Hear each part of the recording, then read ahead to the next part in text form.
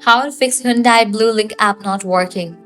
Let's get started. Solution 1. Update the app to its latest version. For that, launch your Play Store or App Store. Now at the very top, you're gonna see the search box. Over there, type in the app name Hyundai Blue and then search for it. After app appears at the right corner of it, you're gonna see the option of open or update. If you find the option of update over here, just click on it and update the app to its latest version. Then you can check whether your problem has been solved or not. Solution 2. Clear cache by the app. For that, launch your settings. Now scroll down, navigate to the option of general. Now here you're gonna find different options. Head over to the option of iPhone storage. Over here you're gonna find different apps that are installed in a device. Find the app Hyundai Bluelink. After you find it, open it. Then click on Offload app. Click on Offload app. Offloading app clears cache by the app. Now click on Reinstall app.